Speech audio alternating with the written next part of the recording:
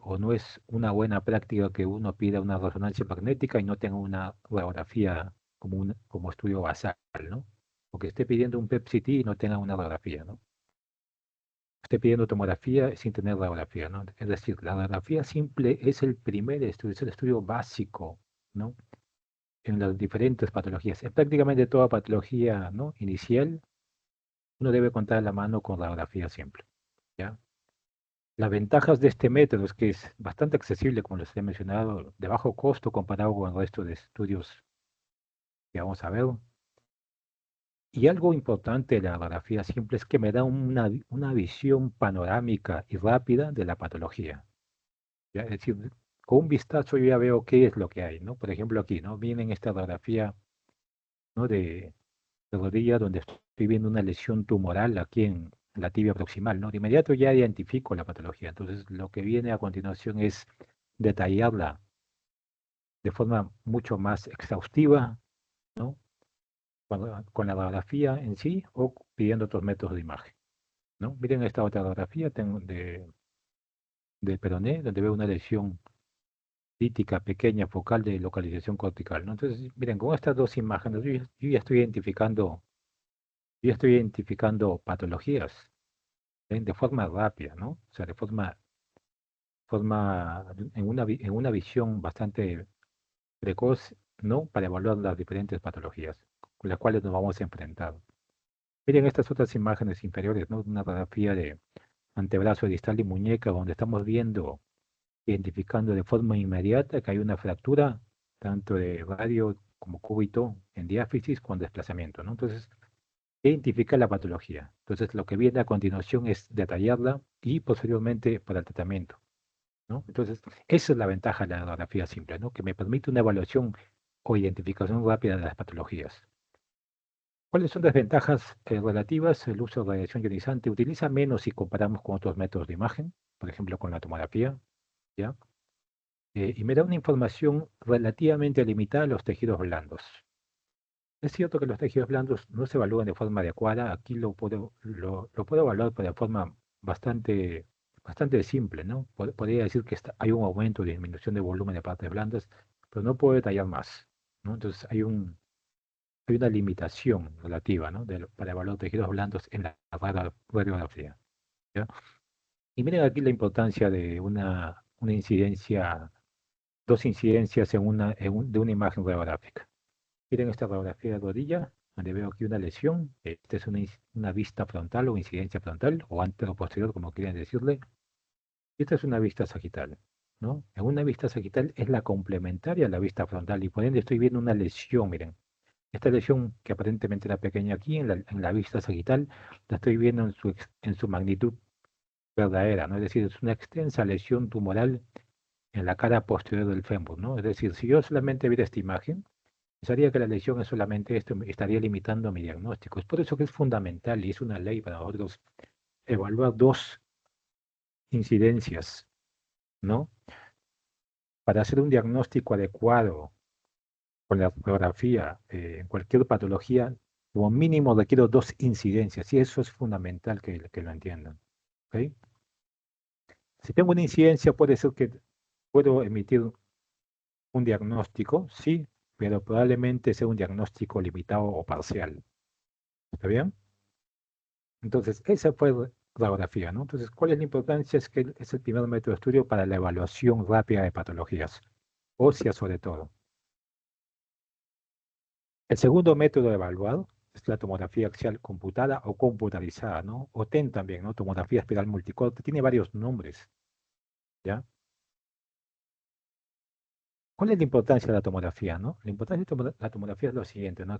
Es que me permite una evaluación óptima y detallada del hueso cortical, trabecular y calcificaciones. Eso, en eso supera la radiografía. Eh, si en radiografía yo no tengo una visión clara o tengo dudas de que la cortical esté afectada, debería pedir una tomografía, ¿no? Si pienso que hay una tumoración que tiene una calcificación y no la puedo detallar bien, tengo que pedir una tomografía, ¿ok?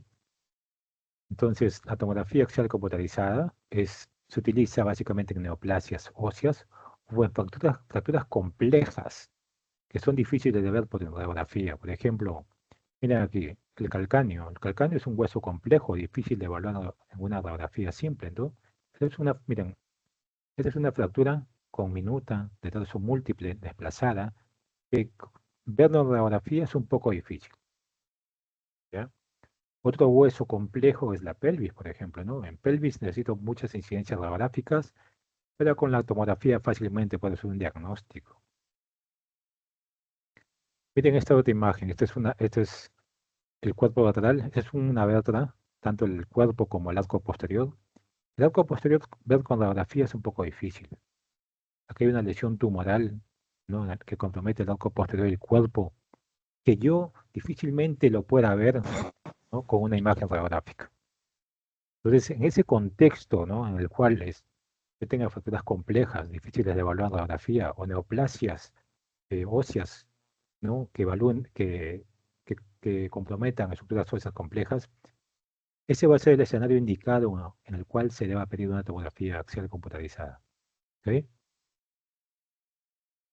Entonces, este tipo de huesos complejos, ¿no? El calcáneo, el astrágalo, las vértebras, la pelvis, el axis, ¿no? Esos huesos complejos, ¿no? Ahí es indicado pedir tomografía axial computarizada. ¿Cuáles son las ventajas de la tomografía con respecto a la radiografía, por ejemplo, ¿no? Es que es rápida, ¿no? Una tomografía no demora más de 5 minutos, es muy sensible y bastante específica. Me da un detalle óseo óptimo, adecuado de la cortical ósea. Me permite una valoración rápida de los tejidos blandos también. Si bien se puede evaluar el tejido blando, no es el método ideal para evaluar el tejido blando, se evalúa mucho mejor que si lo comparamos con la radiografía simple. ¿Ok? ¿Cuál es la principal desventaja de la tomografía? Es que usa mucha radiación ionizante, ¿no? Es el método, de todos los métodos que vamos a ver para evaluar el sistema osteoarticular, la tomografía es el método que utiliza más radiación, ¿ya? Y otra desventaja que también vemos con relativa frecuencia es cuando hay presencia de material metálico, sobre todo cuando hay prótesis, ¿no? Cuando hay prótesis, ¿no? O otro elemento metálico, material de osteosíntesis, ¿no? Estos pueden causar artefactos de endurecimiento que son como unas líneas que van a limitar la evaluación, ¿no? Es decir, disminuyen la calidad de la imagen. Quiero que vean acá. Esta es una tomografía axial en vista frontal, donde vemos una cadera derecha normal, pero en la cadera izquierda hay una prótesis completa o total de la cadera, ¿no? Miren esta vista inferior, paciente con dos prótesis. Miren estas líneas hiperdensas o blancas, ¿no? Alrededor de las prótesis. Esos son los artefactos que les decía, ¿no? Entonces, miren, lo que está adyacente a estas prótesis es bastante difícil de evaluar, ¿no? Un poco difícil de ver. Entonces, esa es una limitación que tenemos, ¿no? Es una limitación relativa que tenemos cuando se utiliza la tomografía y hay la presencia de elementos metálicos, ¿no? Prótesis, otro material de osteosíntesis como para aquí, miren esta otra imagen de ambos tobillos, donde veo aquí material de osteosíntesis, en este caso tornillos, donde aparecen artefactos lineales y hiperdensos que limitan la adecuada visualización del tejido óseo adyacente. ¿Bien? Entonces, esta es una limitación relativa a la imagen tomográfica, ¿no? El uso de metales, ¿ok? Entonces, como resumen, la tomografía axial me sirve para evaluar bien la cortical ósea, para evaluar calcificaciones, para evaluar el hueso trabecular, y es ideal en escenarios como fracturas complejas, ¿no? Fracturas de trazo complejo o fracturas que comprometen estructuras óseas complejas como el calcáneo, la pelvis, el astrágalo, el axis, la columna vertebral. Entonces, en esos casos, tomografía computarizada es mucho más ventajosa o mucho más sensible y específica comparado con otros métodos. ¿Ok? El siguiente método a evaluar es la resonancia magnética. Este es un método que ya no utiliza radiación ionizante, ¿ya? ¿Para qué usamos la resonancia magnética nosotros? Básicamente lo evaluamos o lo utilizamos para evaluar el tejido blando, ¿ya? Llámese tejido blando, músculos, ligamentos, tendones, fascias, vasos, ¿ok? Y para evaluar la médula ósea. Para esos, básicamente para estos dos evaluamos. La resonancia magnética se alza como el método, como el mejor método, el método por excelencia para evaluar estos tejidos. No existe método superior a resonancia magnética para evaluar la médula ósea, ni para evaluar los tejidos blandos, ¿ok? Los meniscos, ligamentos, tendones, músculos, fascias, como le decía, la resonancia magnética los evalúa de forma detallada, amplia y muy exhaustiva. Por eso que cuando tenemos dudas, ¿no? Cuando llegan a la emergencia pacientes con sospecha de ruptura del ligamento cruzado, el método ideal es resonancia magnética. Si tenemos sospecha de un esguince, ¿no? O una ruptura ligamentaria, resonancia magnética. Si hay sospecha de desgarro meniscal o ruptura meniscal, resonancia magnética. Es decir, es el mejor método para evaluar los tejidos blandos, ¿ya? Resonancia magnética de forma complementaria me permite evaluar tumores, ¿ya? Los tumores de tejido blando y tumores óseos, sobre todo tumores de tejido blando, ¿ya? La osteomielitis. eh, Quiero que recuerden de la osteomielitis que la osteomielitis es una infección de la médula ósea. Comienza en la médula ósea. ¿Y cuál es el mejor método para evaluar médula ósea? Es la resonancia magnética. Una pregunta de examen muy común, ¿no? ¿Cuál es el mejor método para evaluar la osteomielitis? Es la resonancia magnética, precisamente porque evalúa la médula ósea, ¿ok? Las fracturas de estrés o las fracturas ocultas, el mejor método para evaluar esto, y esta es otra pregunta de examen, es la resonancia magnética. ¿Por qué? Porque tanto las fracturas ocultas como las fracturas de estrés son lesiones en la médula ósea. ¿Está bien? Procedencia aquí cuenta que la importancia de la resonancia magnética en evaluar el tejido blando y la médula ósea.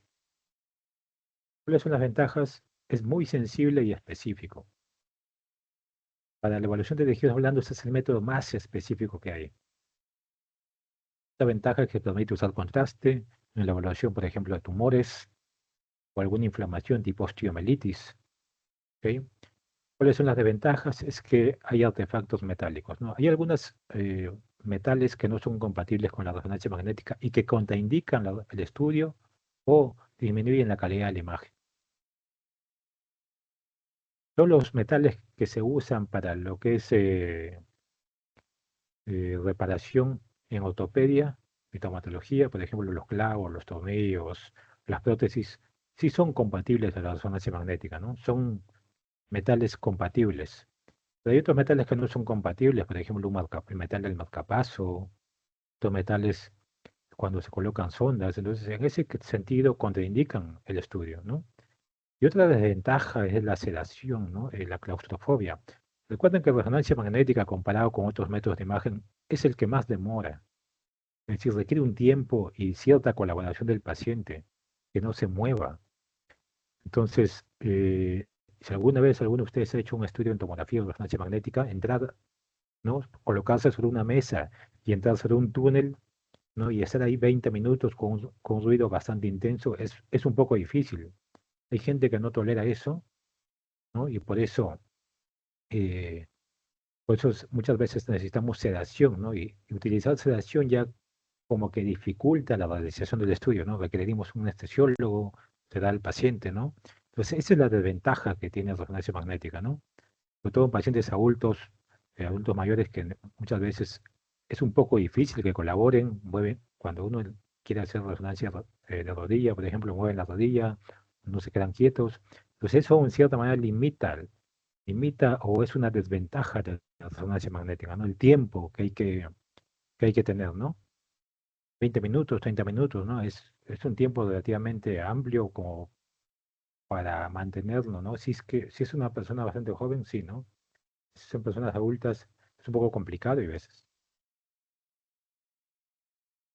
Por ejemplo, vean aquí esta resonancia magnética de tobillo, ¿no? Este es el malleolo medial, el complejo ligamentario medial está roto, el ligamento lateral medial, miren aquí, se ve bastante bien, bastante nítido con la resonancia magnética. No existe otro método, ¿no? Tan superior a la resonancia magnética para evaluar esta estructura. ecografía lo puede evaluar, pero no es superior a la resonancia magnética.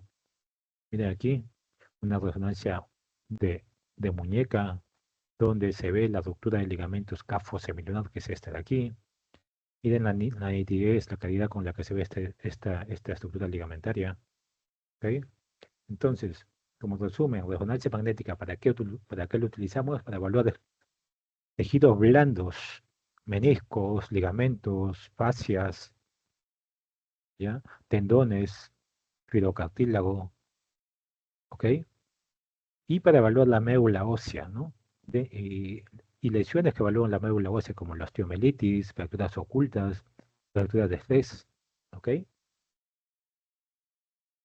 Disponemos de otro método que es la fluoroscopía. Fluoroscopías es, como decirlo así, radiografías, múltiples radiografías en simultáneo, ¿no? Es decir, obtengo múltiples imágenes radiográficas en tiempo real, ¿no? Como si fuese una película, ¿no? Obtengo varias imágenes y las hago correr todos en movimiento, ¿no? Es decir, veo en vivo la articulación, miren aquí una fluoroscopía de hombro, donde queremos inyectar gadolinio o contraste, perdón, contraste en el hombro, en la articulación, y lo vemos en vivo, ¿no? Vemos en vivo, podemos ver si estamos inyectando bien, y si si es una inyección, está yendo fuera de la articulación. Entonces, esa es la fluoroscopía, ¿no? Un método de tener imágenes de rayos X en tiempo real, ¿no? Básicamente me sirve como guía de biopsia, ¿ya? Para aspirar también, para administrar medicamentos, por ejemplo, cuando se hace bloqueos, ¿no? Pacetarios, en el caso de cervicalgias intensas, o en el caso de bloqueos también en la parte lumbar, para colocar las espinas, las agujas epidurales, para inyectar intraarticularmente el contraste, ¿no? Tomografía o resonancia, como se ve aquí. Para reducción de fracturas y luxaciones también puede utilizarse, ¿no? Con el caso de luxación de hombro, por ejemplo, ¿no? Ahí se podría usar. Se reduce y se toma el control, ¿no?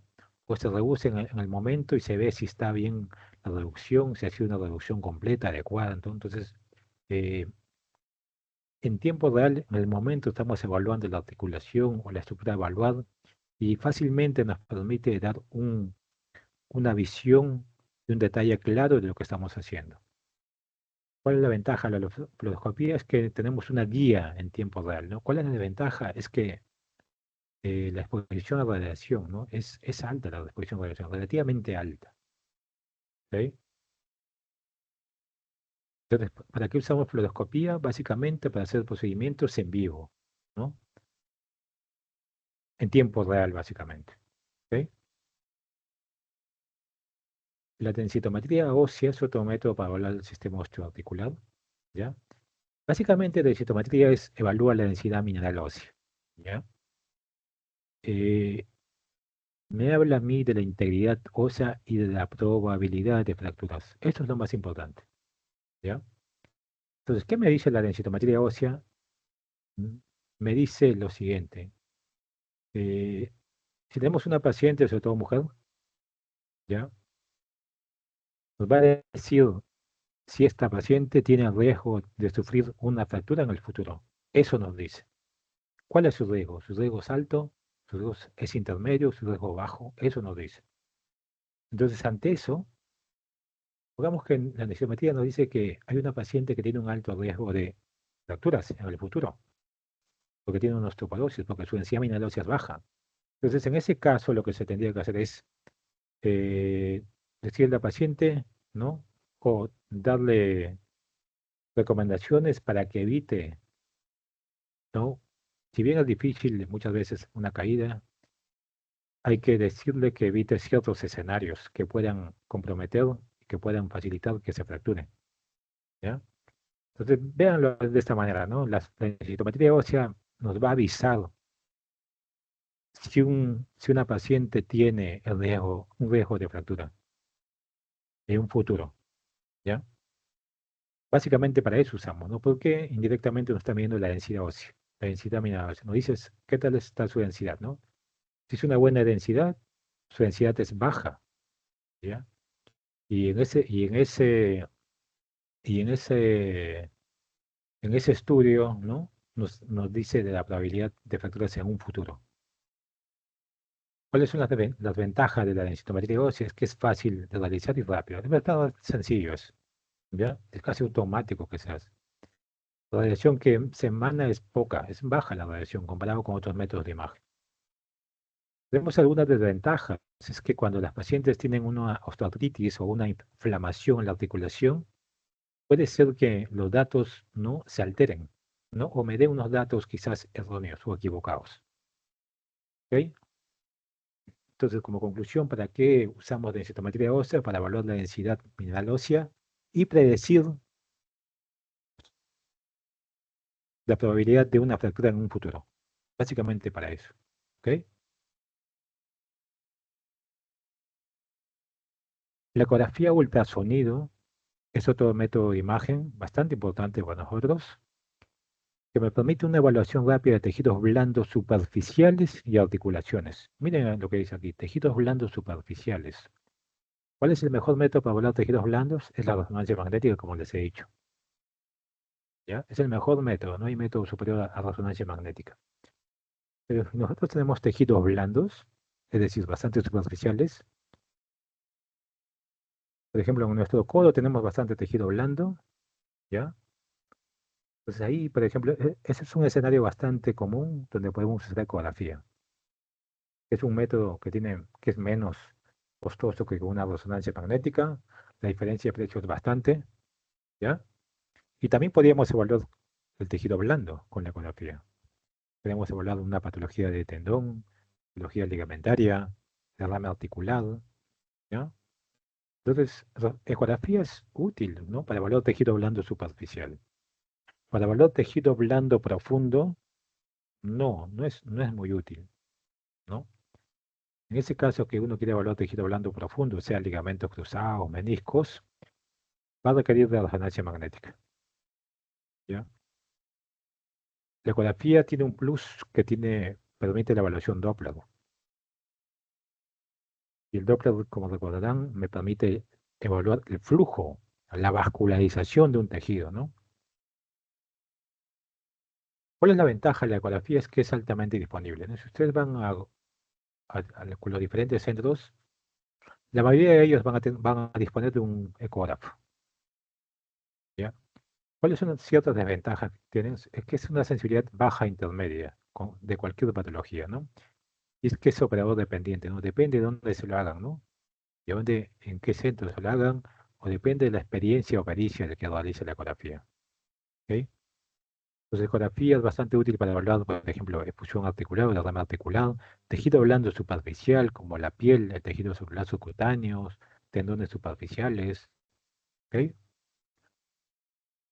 Entonces, ecografía comparado con resonancia magnética, ambos me permiten evaluar tejido blando, resonancia magnética superior, pero ecografía me permite evaluar tejido blando y superficial, ¿no? Y podría ser una alternativa bastante óptima a la resonancia magnética. Uno por el precio y otro que también me podía diagnosticar, me podía hacer un diagnóstico bastante equivalente, ¿ya? Obviamente dependiendo de quién lo está realizando, ¿ok? Otro método que utilizamos es la gamografía ósea, ¿ya? ¿Qué es la gamografía ósea? La gamografía ósea utiliza radiofármacos, ¿ya? Como el Technetium 99. ¿Qué es un radiofármaco? Es esto, es una sustancia que me va a permitir marcar. Básicamente se hace un marcaje ahí, ¿ya? ¿Para qué se utiliza la gamografía? Es para evaluar la actividad osteoblástica. Recuerden esta palabra, blástica, no lítica, ¿ya? Me evalúa la actividad osteoblástica y la remodelación ósea. Tiene una alta sensibilidad para detectar lesiones esqueléticas. ¿Cuáles son las ventajas de la gamografía ósea? Es que detecta de forma precoz alteraciones óseas. Me permite evaluar o realizar un estudio del cuerpo entero en una sola adquisición. Esto es importante, ¿ya? Eh, Tiene alta sensibilidad, pero baja especificidad. Y esto creo que recuerdan, ¿ya? Tiene gran utilidad en sospecha de patología multifocal. Esto es lo más importante. Creo que se puede en un escenario que vemos a diario en el hospital, ¿ya? Supongamos que tenemos una paciente que tiene cáncer de mama, ¿ya? Un cáncer de mama, estadio clínico 3, 4, es decir, avanzado. El cáncer de mama es una neoplasia bastante agresiva que compromete múltiples, cuando hace metástasis compromete múltiples órganos, huesos, tejido blando, ¿ya? Pero la camografía ósea me permite una evaluación bastante detallada de todo el esqueleto óseo en esa paciente, por ejemplo, ¿no? Si en esa paciente con cáncer de mama sospechamos de metástasis a hueso, ¿no? Si queremos evaluar el cráneo, queremos evaluar la columna vertebral, queremos evaluar las caderas, los brazos, las muñecas, los antebrazos, ¿no? Las piernas, el cráneo, vean que son múltiples estructuras a evaluar. Entonces, en ese contexto, la camografía ósea es ideal porque me permite evaluar todo el esqueleto. Es de gran utilidad en patología multifocal. Y eso es lo más importante que quiero que recuerden, ¿ya? Ustedes tengan un escenario de evaluación de patología ósea multifocal, la camografía ósea es un método excelente para eso. ¿Está bien? Es decir, todo el cuerpo entero lo pueden evaluar en una sola adquisición, ¿ya? Y no solamente patología tumoral, ¿ya? Puede ser patología metabólica, por ejemplo, hiperparatiroidismo, ¿no? En el hiperparatiroidismo hay lesiones óseas múltiples. Entonces, eso también lo puedo evaluar con gamografía ósea. Entonces, la importancia de la gamografía ósea permite evaluar de forma amplia pues, la patología multifocal, ¿no? Es decir, en diferentes estructuras óseas, ¿ya? Metástasis en la parte tumoral es donde se utiliza bastante lo que es la gamografía ósea para evaluar metástasis óseas, ¿no? Es el método de elección en búsqueda inicial, ¿no? Cuando tenemos sospecha, ¿no? Cuando sospechamos de metástasis ósea por un cáncer de mama, un cáncer de pulmón, un cáncer de estómago, un cáncer de colon, lo primero que utilizamos, ¿no? En cáncer de próstata, sobre todo también, es pedir gamografía ósea, ¿no? Pedir gamografía ósea buscando metástasis, ¿ya? Detecta actividad osteoblástica temprana, ¿no? Recuerden que las metástasis tienen actividad osteoblástica, ¿ya? Y por ende se va a detectar en la gamografía. Me permite una evaluación de la distribución y la carga tumoral, es decir, hacia dónde está distribuido la metástasis, ¿no? Está en el cráneo, está en el esternón, está en la cadera, está en las costillas. Toda esa información me lo da una gamografía ósea, en el contexto de metástasis óseas, ¿ya? También es útil en fracturas, ¿ya? Hace un momento les dije, ¿no? Que resonancia magnética es el método de elección para evaluar la médula ósea y por ende fracturas ocultas y fracturas de estrés, ¿no? Pero la gamografía ósea también me permite evaluar las fracturas de estrés y las fracturas ocultas. Entonces tenemos dos métodos para evaluar este tipo de fracturas, resonancia magnética y gamografía ósea. Si alguien les pregunta cuál es el método de elección para evaluar fracturas ocultas, es la resonancia magnética, ¿ya? La resonancia magnética es superior a gamografía ósea, pero gamografía ósea también me permite evaluar este tipo de fracturas ocultas o fracturas de estrés. La gamografía ósea me permite diferenciar entre una fractura aguda y antigua. Recuerden que cuando hay una fractura aguda, hay una actividad osteoblástica intensa. ¿Y qué capta la gamografía ósea? ¿Qué detecta? La actividad osteoblástica, ¿ya? Cuando la fractura se va haciendo subaguda, crónica y antigua, la actividad osteoblástica decae y por ende la gamografía ósea, ¿no? Me va a poder discernir bastante bien entre una fractura aguda, subaguda, crónica, ¿no? Porque detecta la actividad osteoblástica. También se evalúan infecciones óseas, sobre todo en la osteomielitis, ¿ya? Y estas son preguntas muy frecuentes de exámenes, ¿ya? La utilidad de la osteomielitis en de la gamografía, perdón, en la osteomielitis es bastante útil. ¿Es el método de elección? No. Como les dije, osteomielitis es una enfermedad de la médula ósea y como les vuelvo a repetir, el mejor método para evaluar la médula ósea es la resonancia magnética.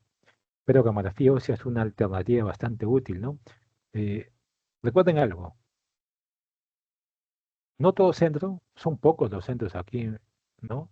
Que tenemos que tienen resonancia magnética, ¿ya? No todos los centros tienen, son pocos los que tienen, y por ende no se va a disponer de una resonancia, de un resonador. Entonces la gamografía ósea es una alternativa bastante útil, ¿no? Bastante útil para hacer un diagnóstico de osteomelitis. Entonces es importante conocer, ¿ya? Para evaluar la infección de prótesis, ¿no? Para la evaluación de extensión inflamatoria también, ¿no? O sea, sí es útil en ese contexto.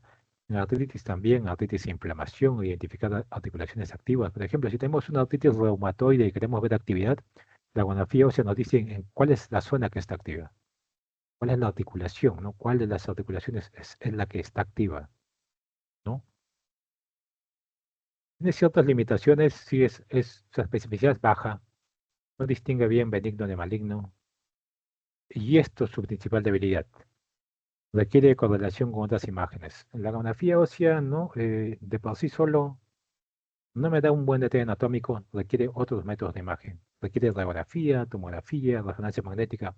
Es decir, debe complementarse con otros métodos de imagen. Realmente por sí solo lo evaluamos, ¿ya?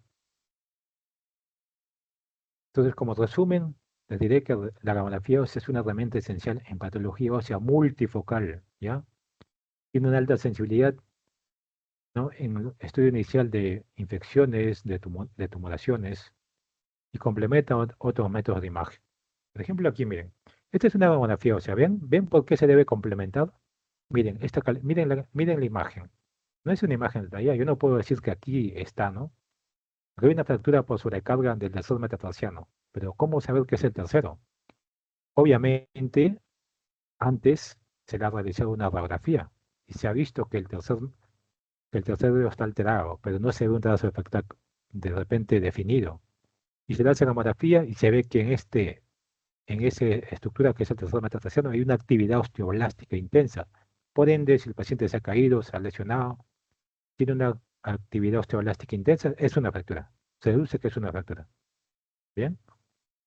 O sea, vean la calidad, o sea, la imagen la gamografía no pretende darnos un detalle anatómico adecuado, ¿no? Sino solamente lo que nos da es nos detecta la actividad osteoblástica. Por ejemplo, aquí vemos metástasis en pie y tobillo, que se detecta bastante bien con la gamografía. Estas imágenes negras, ¿no? Que se dice como zonas calientes, así en gamografía usa esos términos, quiere decir que hay una alta actividad osteoblástica y por ende metástasis osteoblásticas en pie y tobillo, ¿no? Entonces, por ejemplo, miren aquí, se trata de hacer una radiografía, se ha visto una lesión lítica con reacción perióstica en capas de cebolla. Si esta es una lesión agresiva, por ende el paciente se le pide una gamografía ósea. Miren la gamografía ósea, ven de todo el esqueleto, ¿no? Con el fin de buscar metástasis ósea, ¿no? Entonces, esta lesión es esta, se está buscando metástasis, ¿no? Metástasis tiene que ser zonas brillantes como esta, por ejemplo, acá, ¿no? En el esternón se está viendo zonas metastásicas, ¿no? Entonces ¿no? Detecta de forma bastante detallada patología multifocal, ¿ok? Entonces, para eso nos sirve la gamografía ósea. Y finalmente, el PET-CT, ¿ya? ¿Para qué utilizamos el PET-CT, no? El PET-CT en el sistema osteoarticular, ¿ya? Es bastante útil, ¿ya? Recuerden, como otras veces creo lo hemos mencionado ya, nos da una información metabólica y anatómica. La información metabólica me la da el PET y la anatómica la tomografía. El CT es acrónimo de tomografía. Utiliza un radiotrasador que es el 18FDG y básicamente la importancia y lo que quiero que recuerden el PET-CT es que me permite evaluar la actividad metabólica de las lesiones óseas, ¿ya? Pues todas las lesiones óseas tienen una actividad metabólica, ¿ya? Y mientras más actividad metabólica tenga, probablemente sea esa actividad tumoral, ¿ya? Pues, ¿cuáles son las ventajas del PET-CT en el sistema articular? Es que tiene una alta sensibilidad para detectar actividad tumoral. Eso sí es importante. Muy importante porque detecta actividad tumoral. Permite diferenciar lesiones benignas y malignas en bastantes casos, ¿ya? Permite hacer una evaluación de la extensión local y sistémica de la enfermedad. Y esto es lo más importante. Esto es para esto lo utilizamos en la práctica clínica, en la práctica hospitalaria a diario. Es para el seguimiento post-tratamiento. Supongamos que hemos tenido un tumor, una tumoración ósea, un osteosarcoma, un mieloma, y se ha iniciado el tratamiento, ¿ya? Se le hace un control después de 6 meses, queremos ver cómo ese tratamiento ha hecho efecto en este paciente, ¿no? Entonces, idealmente, el PET-CT ahí se alza como un método bastante útil, ¿no? En la evaluación de la enfermedad tumoral post-tratamiento, ¿no? Entonces, ahí es donde se utiliza, porque es superior a los otros métodos de imagen ahí, en ese sentido. Es superior a tomografía. Recuerda que el PET-CT es una combinación del PET, que es un método de medicina nuclear, y la tomografía, que es ¿no? Esta combinación supera a la tomografía por sí sola, porque detecta actividad metabólica, tumoral, ¿ya? ¿En qué lo aplicamos en la práctica clínica diaria? Lo aplicamos para detección temprana de transformación maligna. Hay lesiones óseas benignas o borderline que se transforman, que llegan a transformarse en malignas, ¿no? Para eso el PET-CT es excelente, ¿no? Que permite una detección de la transformación maligna. Permite evaluar la agresividad biológica, ¿no? Es decir, hay una lesión tumoral y nos dice qué tan agresiva es esta enfermedad, ¿no? Muchas veces, actualmente ya no preferimos tanto el término maligno o benigno, sino utilizamos el término más de agresividad biológica, ¿ya? El tratamiento quirúrgico, biopsias también. Entonces, le aplicamos bastante en metástasis óseas para detección precoz en pacientes oncológicos, para evaluar la respuesta a la terapia sistémica, ¿no? Es una mejor precisión que gamografía ósea en lesiones líticas. Recuerda que gamografía ósea les había mencionado que detecta actividad metabólica, actividad osteoblástica, ¿ya? Es decir, detecta lesiones plásticas, no detecta lesiones líticas. El PET-CT sí detecta lesiones líticas, ¿ya? El PET-CT también se puede utilizar en infecciones articulares, pero ahí no lo usamos, porque es mucho costo solamente para infecciones. Ahí tenemos otros métodos. Hepatitis y enfermedad inflamatoria tampoco, si bien se puede utilizar, no es de utilidad ahí tanto. Entonces, el PET-CT básicamente lo utilizamos para ver tumores, ¿ya? ¿Qué limitaciones tienen el PET-CT? Como puede dar falsos positivos por procesos inflamatorios o traumáticos. El costo es elevadísimo, la verdad, es el método de imagen más caro que hay, ¿ya? Es bastante costoso. Expone a radiación y no reemplaza totalmente otras modalidades de imagen, como la resonancia, tomografía, gamografía, ¿ya? Las indicaciones más frecuentes, ¿no? Básicamente en sospecha de un tumor óseo maligno, para búsqueda de metástasis óseas, ¿no? Para estas otras actividades, otras que no son tumorales también, pero no lo usamos tanto, básicamente para estas dos primeras. Pues en resumen, el PET-CT es una herramienta de alto valor diagnóstico, aporta información metabólica complementaria anatómica, es clave en oncología. En oncología es utilizado.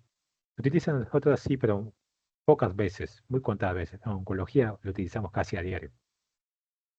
Quiero poner un ejemplo, miren. Esta es la imagen tomográfica. Aquí se ve una pequeña lesión. Miren aquí la lesión. Ya que hay otra lesión. Es una paciente que tenía cáncer de mama, ¿ya? Y estas lesiones se parecen a estas. O sea, yo no sé si esta lesión está activa o no, solamente con la tomografía. Pero miren con el PET-CT, que es una combinación de tomografía con PET. Veo que esta pequeña lesión tiene una esto que brilla. Cuando la lesión brilla bastante, significa que su actividad metabólica es bastante alta. Si tiene actividad metabólica bastante alta, quiere decir que es una enfermedad tumoral activa, es decir, que todavía está activa la lesión. Miren esta lesión que apenas si se ve aquí. En el PET-CT me dice que es una lesión con alta actividad metabólica y por ende esto me diría que esta paciente tiene metástasis en estas dos estructuras óseas. Miren aquí la tomografía detectó una lesión osteoblástica en la rama isquiopúbica, pero la mamografía ósea no detectó actividad metabólica. Por ende, esta lesión, miren, que se nota mucho más que las otras, no tiene actividad metabólica. Por ende, no es una lesión activa, no es una lesión maligna. ¿Ven? O sea, ¿ven la importancia del PET-CT? O sea, esto, por ejemplo, para esto que no se puede hacer con tomografía, el PET-CT es muy bueno. Por ejemplo, miren aquí, ¿no? Paciente con una lesión pulmonar con metástasis en la pierna izquierda. Es sometido a quimioterapia. Recuerden, ¿no? El PET-CT inicial, miren, brillaba bastante, significa que tiene una alta actividad metabólica. Se le da quimioterapia, cursos de 6 meses, y miren el control. Esta lesión redujo de tamaño, pero ya no tiene ese brillo que tenía. Por ende, quiere decir que esa actividad ya no es metabólica, ya no tiene una actividad metabólica, ya no tiene actividad tumoral. Y estas lesiones que tenían una alta actividad metabólica porque brillaban, actualmente ya no tienen brillo, casi nada. Por ende, quiere decir que la quimioterapia ha dado efecto, ha sido efectiva y la enfermedad ha remitido. Entonces, vean la importancia que tiene el PET-CT, ¿no? Entonces, en este tipo de patologías.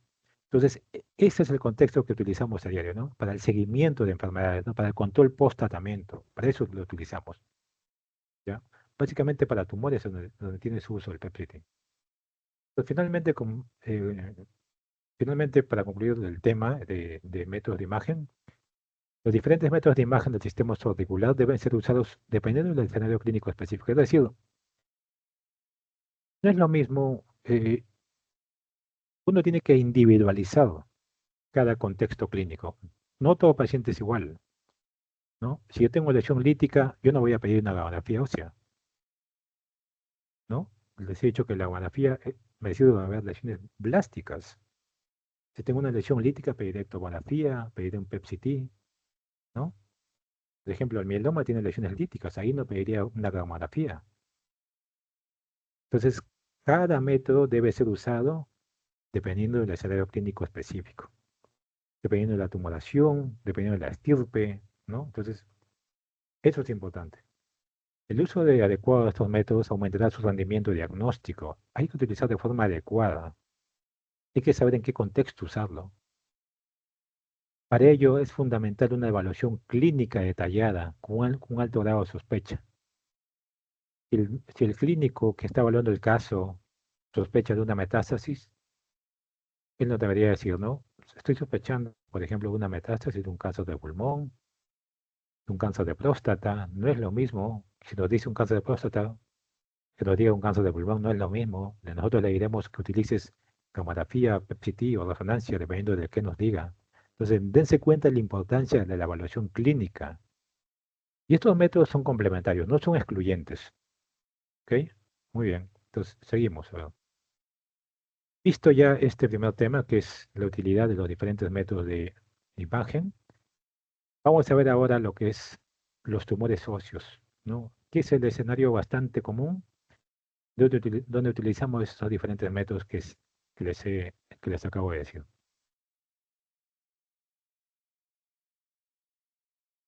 Muy bien, entonces veamos los diferentes tumores óseos que existen, ¿ya?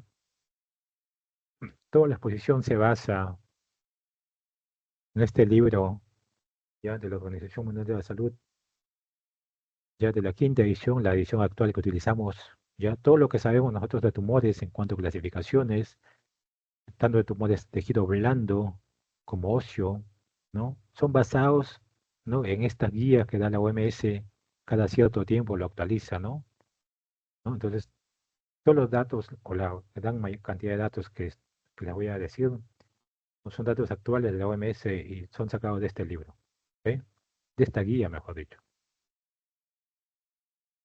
Primero hay unos principios básicos que tenemos que saber en tumores óseos, ¿ya? Lo primero que tienen que saber y lo más importante es que la radiografía simple es el pilar del diagnóstico. ¿Qué quiere decir esto? Que la mayoría de tumores óseos, ¿ya? El diagnóstico se va a hacer en la mayoría de ellos con radiografía simple. ¿Ya? La mayoría de ellos se hace con radiografía simple. Por ende, la radiografía simple debe ser evaluada de una manera lógica. Y ahora vamos a ver la semiología de tumores óseos para que vean cómo se evalúa de manera lógica. ¿Ya? La tomografía, ¿ya?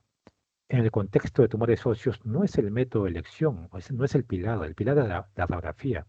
La tomografía es un método complementario que permite realizar el estadiaje. Cuando veíamos tomografía les dije para qué se utilizaba la tomografía, ¿no? Para evaluar el hueso cortical y trabecular, ¿no? Para evaluar las calcificaciones, también les dije, ¿no? Y básicamente para eso lo utilizo en tumores óseos. La resonancia magnética no es el pilar del diagnóstico de tumores óseos, es un método complementario que sirve para el estadiaje. ¿Por qué? Porque me permite evaluar partes blandas y la médula ósea, como hemos dicho en lo que es la utilidad de la resonancia magnética. También utilizamos gamografía y PET-CT, pero también son métodos complementarios, pero básicamente para el estadiaje y para evaluar la recurrencia. Como le habíamos dicho hace un momento, PET-CT, ¿para qué se utiliza? Para evaluar el seguimiento post-tratamiento y por ende recurrencias tumorales o recidivas. ¿Ok? Entonces la clasificación básicamente, ¿no? De los tumores y tumores light, es decir, aquellas lesiones que no son tumores, pero que se comportan o parecen en imágenes ellos, son básicamente en benignos y malignos. Los malignos, que son primarios o secundarios, y los metastásicos. ¿Ya? De ellos los más comunes son los metastásicos, dentro de los malignos. Y aquí hay algunos datos que ustedes tienen que saber. La mayoría de los tumores óseos son lesiones benignas. ¿Ya? Pregunta de examen. El tumor óseo benigno más común es el osteocondroma. ¿Ya? Es una pregunta de NAN. ¿Ya? El tumor óseo benigno más común es el osteocondroma. Es otra pregunta de NAN. El tumor óseo maligno más común es la metástasis. No olvidar eso. El tumor óseo maligno más común es la metástasis. El tumor óseo benigno más común es el osteocondroma. ¿Ya? El tumor óseo maligno primario, vean que cambia aquí, primario, más frecuente es el osteosarcoma. Seguido por el sarcoma de Ewing y el condrosarcoma. ¿Ok? Miren, este ítem del tumor maligno primario, ese es en general, tanto primario como secundario, con la metástasis, ¿ya? Pero el primario más común es el osteosarcoma. Vean que la pregunta es diferente, ¿ya? Las lesiones óseas o el cáncer óseo primarios, miren, es menos del 1% de todos los tipos de cáncer. Es decir, no es muy común el cáncer óseo, ¿no? En adulto, la neoplasia ósea más común es el condrosarcoma, seguido por el osteosarcoma, ¿ya? Si hablamos de niños y adolescentes de menos de 20 años, el cáncer óseo, ¿no? Más común es el osteosarcoma, ¿ya? Estos datos quiero que recuerden, ¿ya? En el adulto, cáncer óseo más común es el condrosarcoma.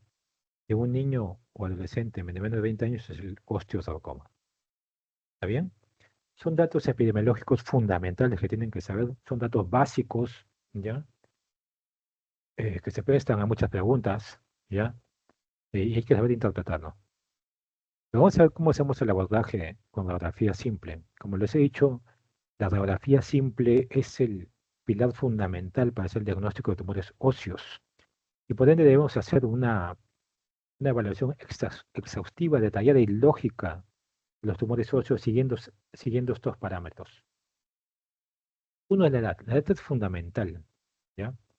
La localización, es decir, dónde se localiza la lesión. Epífisis, metáfisis, diáfisis. Vemos los márgenes y la zona de transición, son conceptos que vamos a evaluar ahora.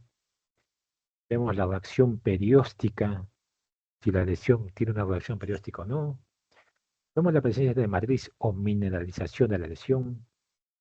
Cuántas lesiones son el número de lesiones y vemos si hay un componente de tejido blando. ¿Ya? Estas características las vamos a evaluar. Primero la edad. La edad es la pista clínica más importante. Se dice que si yo solamente sé la edad, ya tengo el 80% del diagnóstico.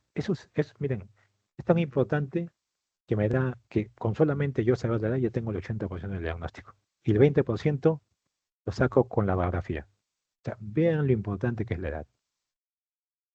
Los tumores malignos tienen predilección por huesos tubulares en jóvenes, mientras que un adulto afecta más los huesos planos. ¿Ya?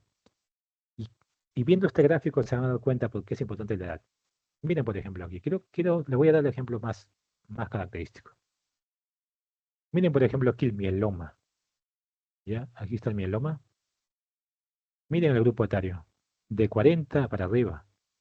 ¿Ya? Miren de menos de 40. Prácticamente no existe mieloma antes de 40 años. Entonces, si nosotros tenemos un niño de 10 años, no, obviamente no vamos a sospechar mieloma, ¿no? Entonces, es por eso que es importante la edad. Otro ejemplo, miren aquí. 10 años, sarcoma de Ewing, que es un tumor óseo maligno. A partir de los 20, 30, 40, 50, ¿m? Prácticamente no hay sarcoma de Ewing. Es raro, es poco común. Si yo tengo un paciente de 50, 60 años, no le voy a decir que tiene sarcoma de Ewing, ¿no? O sea, no sería lógico pensar en eso, ¿no? Pues vean la importancia que tiene el grupo etario, ¿no? Entonces, el grupo etario no nos guía, nos da una orientación bastante importante de la patología ósea que vamos a evaluar. Efectivamente, nos excluye ciertas patologías.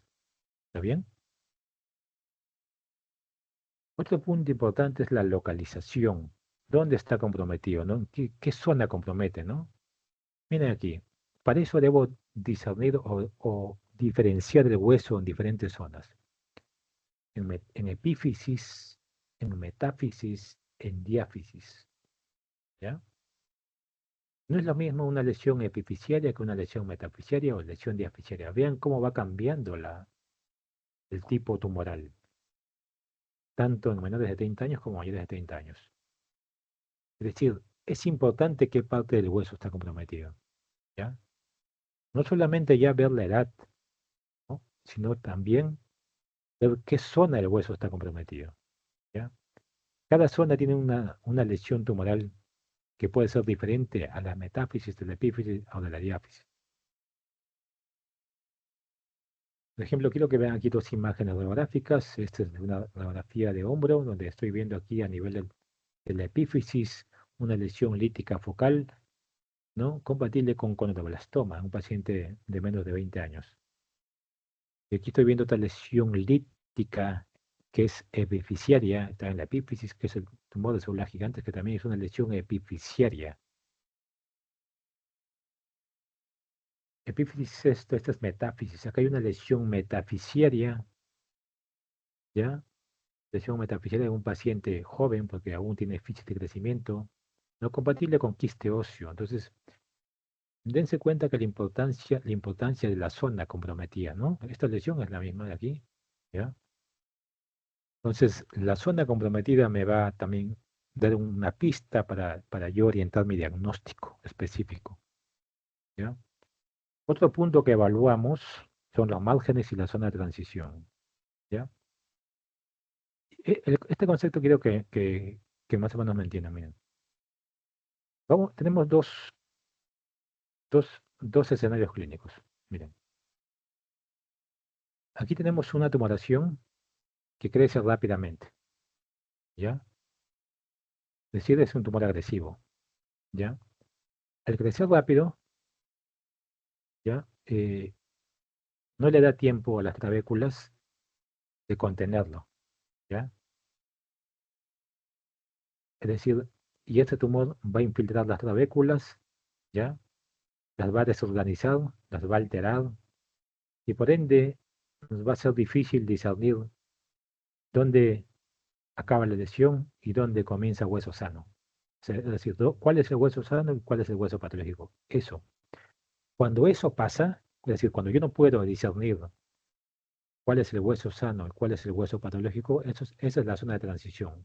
¿Ya? Cuando no puedo discernir cuál es hueso, cuál es hueso sano y patológico, esa es una zona de transición amplia. ¿Ya? Entonces, una zona de transición amplia se ve en un tumor agresivo. ¿Ok? Vean esta contraparte. Tengo aquí un tumor de crecimiento lento, ¿ya? Por ende no agresivo, que crece lentamente, ¿no? El crecer lentamente le da tiempo al hueso, a las tabéculas, de organizarse, de remodelarse, por decirlo así, de mover, es decir, de, de acomodarse, ¿no? Entre comillas, ¿no? Se acomodan tan bien que aíslan a la lesión tumoral, ¿no? Lo aíslan y por ende yo puedo discernir dónde comienza la lesión tumoral y dónde comienza la lesión, el hueso sano, ¿no? Entonces, la transición entre tumor y hueso sano es estrecha. Entonces, una zona de transición estrecha me habla de una lesión de baja agresividad o de crecimiento lento, ¿ya? Entonces, ese es el concepto de zona de transición. Una zona de transición amplia me habla de una lesión altamente agresiva, de rápido crecimiento. De una zona de transición estrecha me habla de una lesión de crecimiento lento, bien definida, ya poco agresiva. ¿Ok? Entonces, el margen y zona de transición, básicamente, bien o mal definido, el margen de la lesión y la zona de transición entre la lesión y el hueso adyacente son determinantes para determinar si una lesión es agresiva o no. Como les decía, usamos el término bastante de agresividad, ¿ya? En cuanto a la zona de transición, ¿no? Que es el límite entre la lesión y el hueso sano, como les dije, si es estrecha, significa que la lesión es bien definida, de bordes precisos y de crecimiento lento. Si es amplia, es imprecisa, es de crecimiento rápido, es agresiva. ¿Ok? Por ejemplo, aquí tenemos tres patrones de crecimiento en tumores óseos. Un patrón geográfico, un patrón moteado y un patrón permeativo. Mientras más me acerque el patrón permeativo, mayor malignidad tiene la lesión, ¿ya? Mientras más geográfico sea, menos malignidad. ¿Está bien? Este patrón geográfico, a la vez, ¿no? Estas lesiones geográficos se subdividen en varios tipos, 1A, 1B y 1C, ¿ya? Patrón geográfico 1A, básicamente, es aquella que tiene un borde esclerótico. Y esto quiero que recuerden, toda lesión ósea que tiene un borde esclerótico es benigna, ¿ya?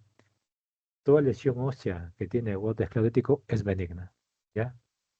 Por ende, esta lesión tipo 1A es una lesión benigna de crecimiento lento de borde esclerótico. Por ejemplo de estos, los quistes óseos, los encondromas, los accesos de Brody, ¿ya? Es un quiste óseo, miren. ¿Ven? Un borde esclerótico. Por ende, es una lesión bien definida, nítida, tipo 1A, benigna. Miren esta otra lesión. Quizás uno no sepa qué es, pero tiene bordes escleróticos. Por ende, no me preocupa esa lesión. Es una lesión benigna. ¿Ven? Esta lesión aquí, ¿no? Tiene bordes escleróticos bien definidos. Es una lesión benigna. Yo sé que aquí comienza hueso sano, aquí comienza la lesión. Es una zona de transición estrecha, ¿no? Por ende, es una lesión benigna, ¿ya? El patrón geográfico 1B es diferente. Ya no tiene bordes no escleróticos. El margen lo constituye el propio tumor, ¿no? La lesión típica es en sacabocados. Aquí sí pueden haber lesiones agresivas, ¿no? Lesiones intermedias, benignas o agresivas, ¿no? Por ejemplo, tumor de célula gigante, granuloma eosinófilo. Por ejemplo, vean aquí, esta lesión lítica en el cráneo, ¿no? Compatible con granuloma eosinófilo, que no tiene márgenes escleróticos, ¿no? Esta otra lesión, ¿no? Vean aquí se representa de esta manera una lesión lítica sin márgenes escleróticos, aquí también, tipo 1B, ¿no? Y la lesión tipo 1C tiene bordes mal definidos, básicamente me habla de un patrón infiltrativo local. Estas se ven patrones en lesiones tumorales agresivas como el osteosarcoma, fibrosarcoma, condrosarcoma, ¿ya? Por ejemplo, aquí miren, ¿no? Hay una lesión focal, pero los márgenes son relativamente definidos. Es esa lesión, ¿no? Es tipo 1C, ¿no? Es un tumor de células gigantes, ¿no? Entonces es un poco difícil de ver. El segundo patrón, creo que recuerden, es el patrón moteado. Ya se llama así moteado o polillado, ¿no? ¿Ustedes han visto en la madera cuando se apolilla? Se parece así, se parece a esto, por eso que se le dice apolillado, ¿no? Moteado apolillado, ¿no? Son básicamente el patrón moteado apolillado son múltiples áreas líticas pequeñas de distribución difusa que pueden coalescer, es decir, juntarse y aparentar una lesión mucho más grande, ¿no? Afectan a la cortical o a la medular ósea, ¿ya? Es característico, este patrón moteado o apolillado es característico de tumores óseos malignos y metástasis. Miren este cráneo, miren este esquema, así son las patrón apolillado o carcomido o moteado o apolillado, ¿no? Son lesiones osteolíticas que pueden juntarse. Miren aquí este cráneo, ¿no? Múltiples lesiones líticas en el cráneo, ¿ya? Que aquí han confluido y han dado una más grande, ¿no? Esta es una lesión llamada esteocitosis X o granuloma eosinófilo, es una lesión agresiva. Otro ejemplo, miren aquí. Hay una lesión, otra lesión, cómo van confluyendo, dando una lesión, ¿no? Dando una lesión con un patrón moteado, apolillado, permeado, ¿no? O calcomido, como se dice, ¿no? Pero las lesiones, estos son tipos de patrón moteado, ¿ya? Lesiones líticas relativamente grandes que pueden cumplir o no. Y finalmente el patrón permeativo. El patrón permeativo es el más agresivo de todos, ¿ya? Básicamente ahí son diminutas e innumerables imágenes ovales o bandas alargadas, revolucentes, mal definidas. Muchas veces son difíciles de evaluar, son difíciles de ver. Si no hay una experiencia adecuada, se les va a pasar como normal, ¿no? Es un patrón infiltrativo, esos son lesiones agresivas, básicamente. El patrón permeativo son tumores agresivos, ¿ya? Si bien se ven enfermedades metabólicas, cuando se ven neoplasias agresivas, básicamente. Este es un ejemplo, miren aquí, pequeñas lesiones líticas, miren pequeñas lesiones líticas hacia esta zona de la metáfisis, ¿no? Dando un patrón de tipo permeativo. Miren aquí igual, miren, aquí casi ni se nota, ¿no? Aquí son pequeñas lesiones líticas en la vista sagital es esto. Parece un hueso normal, ¿no? Si uno lo viera de forma rápida, lo pasa como normal, pero no lo es. Es un patrón permeativo. La abracción perióstica me ayuda a evaluarlo, ¿ya? Entonces, no se olviden, patrón geográfico, patrón moteado, patrón permeativo. Mientras más se acerca el permeativo, es más agresivo. Otro dato que tenemos que evaluar, ¿no? En los tumores óseos es la reacción perióstica. La reacción perióstica puede ser benigna, puede ser agresiva o puede ser muy agresiva, ¿ya? La lesión benigna generalmente es una reacción perióstica en monocapa o sólida, ¿ya? Una reacción perióstica agresiva puede ser así, ¿no? Multilamelada o en capas de cebolla o espiculada, ¿no? O en sol naciente, como se dice, ¿no? O como peine también se dice, ¿no? Y el que es muy agresivo, bastante altamente agresivo, es el tipo de triángulo de Kuttmann, ¿no? Triángulo de Kuttmann quiere decir porque el tumor sobresale y rompe la fracción perióstica y crea una imagen triangular tanto en la parte superior como inferior, como esta imagen, ¿no? Ven como un triángulo aquí, como otro triángulo aquí, ese es el triángulo de Kuttmann, ¿no? Eso lo vemos en lesiones altamente agresivas, que quiere decir que el tumor está rompiendo cortical y se está extendiéndose hacia la periferia, ¿no? Entonces, eso nos habla de la reacción perióstica, tipo Kuttmann, ¿no? Que es muy agresiva. Puntos clave en la reacción perióstica. La reacción perióstica refleja la duración y agresividad del proceso y por ende puede indicar la naturaleza de la lesión subyacente. Es decir, el evaluar la reacción perióstica es importante porque me dice si esta lesión es agresiva o no.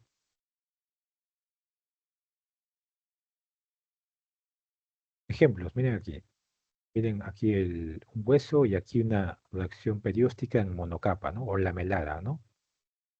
Miren aquí hueso, una reacción en monocapa, ¿no? Probablemente sea una lesión benigna, una infección o algo, ¿no? En cambio, miren aquí, esta lesión, ya miren, esta reacción perióstica, varias capas. Ven aquí, miren aquí, una o dos capas, ¿no? Y aquí incremento el volumen de tejidos blandos. Probablemente esta lesión sea agresiva, ¿ya? Y aquí está en sol naciente, ¿no? O espiculada, o tipo en peina, ¿no? Miren aquí, espiculada. esa es una lesión desagresiva, ese es un osteosarcoma, es un tumor óseo maligno, el tumor óseo maligno más frecuente en pacientes jóvenes, ¿ya? Y el triángulo, de tipo triángulo de Kuhlmann, que es una reacción perística muy agresiva, miren, este es el esquema, miren, es una tumoración que ha roto la cortical y se está extendiendo hacia el tejido blando y rompe el periósteo creando esta configuración triangular del periósteo, dando la imagen de triángulo, ¿no? Es el triángulo de Kuhlmann, ¿no? Miren aquí, una tumoración que se extravasa al tejido blando, se extiende al tejido blando y rompe el periósteo creando aquí un triángulo, el triángulo de Kuhlmann aquí. Hay otro triángulo de Kuhlmann, ¿ven? Entonces, la reacción perióstica es importantísima por sí sola porque nos indica agresividad. Otro dato a evaluar es la matriz. La matriz nos permite, nos indica básicamente el estirpe, ¿no? Si es un estirpe, si es un tumor condroide o un tumor osteoide, ¿no? Tumor condroide, ¿no? Es casi que en forma de arcos y flechas. Un tumor osteoide tiene la morfología de nube, ¿no? Si ustedes ven al cielo, las nubes así, ¿no? Todo lobuladas, ¿no? Densas. También se le dice densidad marfil, ¿no? Por ejemplo, esta, ¿no? Ven esta imagen densa, ¿no? Como una nube, ¿no? Bastante densa. Son lesiones osteoblásticas, de estirpe osteoblástico. Tiene aquí una lesión tumoral agresiva con, ¿no? Mioacción perióstica especulada, pero con una matriz os- osteoide, ¿ven? Blástica, bien densa, ¿no? Igual acá, altamente agresiva. Mientras que esta lesión, ¿no? Moteada, heterogénea, regular, esa es una lesión de estirpe condroide, ¿no? Impacto óseo. El número de lesiones, ¿no? El número de lesiones, recuerden algo. Cuando ustedes tienen varias lesiones, ya piensan en metástasis, ¿no? Piensan en metástasis, ¿no? Y sí es lógico pensarlo así, ¿no? Metástasis de mama, de próstata, de medulloblastoma, varios tumores dan metástasis, ¿ya? Pero también hay que recordar que hay unas lesiones líticas que pueden ser múltiples, ¿no? Como la displasia fibrosa. Pero cuando ustedes piensan en lesiones múltiples, ya esto me da sospecha nosotros de agresividad o estamos ante un tumor óseo maligno, ¿ya? Y finalmente el compromiso de partes blandas. El compromiso de partes blandas de por sí nos habla de agresividad, ¿ya? Si un tumor óseo, ¿no? Llega a las partes blandas, quiere decir que ha roto la cortical. O sea, para que el tumor óseo llegue al tejido blando adyacente, quiere decir que ya rompió la cortical, ya destruyó el periósteo, ¿no? Entonces, por ende, el compromiso del tejido blando en un tumor óseo nos habla de agresividad. Estamos ante un proceso maligno, ¿no? El tumor destruye la corteza ósea o la cortical ósea y se expande al tejido blando, ¿no? Hay un compromiso de la médula ósea a través de los canales de Haber.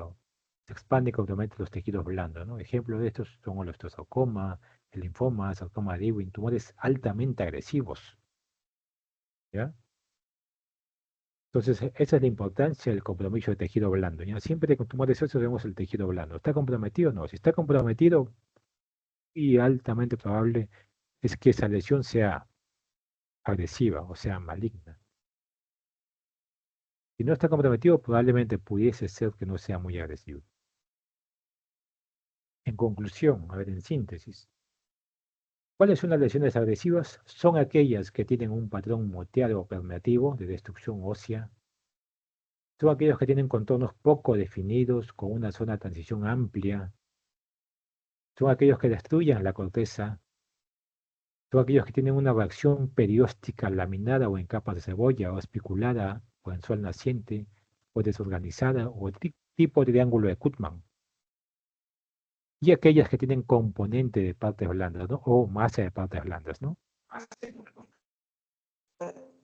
¿Cuáles son lesiones no agresivas? Aquellas que tienen un patrón de destrucción osteogeográfico, que tienen un contorno bien definido, una zona de transición estrecha, como hemos visto. Recuerden que toda lesión con un borde o margen esclerótico es benigna, la cortical es indigne, si tiene reacción perióstica en monocapa, delgada o única, ¿ya? Entonces, esas son las diferencias, ¿no? Cuando vemos un tumor óseo agresivo, un tumor óseo no agresivo, ¿ya? Entonces, ¿qué método de imagen utilizar? Recuerden, cuando uno tiene un tumor óseo primario, ¿cuál es la base? La radiografía simple es el pilar, es el método pilar para evaluar los tumores óseos, ¿ya? Con la radiografía uno puede decir, no, si es benigno o es maligno. Si es benigno, ni hablar, ¿ya? Si es maligno, lo que sigue a continuación es hacer una estratificación. ¿Qué está comprometido? ¿En qué estadio clínico está este paciente? Para el tratamiento, eso, obviamente, ¿no? Y para la estratificación cuento con tomografía, con resonancia magnética, con mamografía y PET-CT, ¿no? Recuerden, ¿no? Son métodos complementarios. La base es la radiografía. Y si hay dudas, puede ser que haya dudas de la radiografía, aunque no es lo común, son pocas. Podemos complementarlo con tomografía, resonancia magnética, mamografía, ¿ok? Muy bien, entonces pasamos a otro tema. ¿Verdad? Entonces, en los tumores óseos hemos visto cómo se aplican los diferentes métodos de imagen, ¿ya? Vamos a ver otra aplicación de los métodos de imagen viendo lo que es osteomielitis.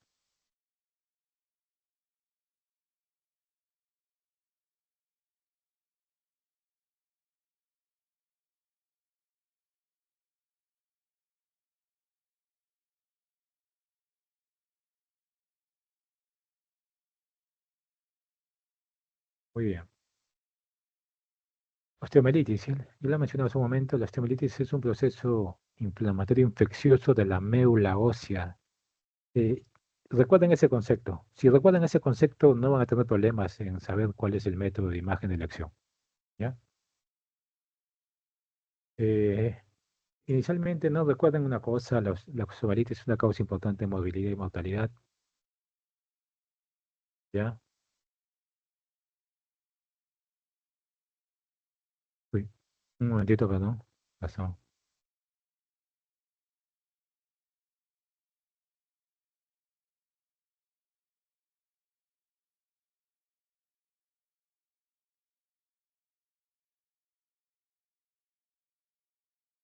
Ahora sí, a ver, ahora sí.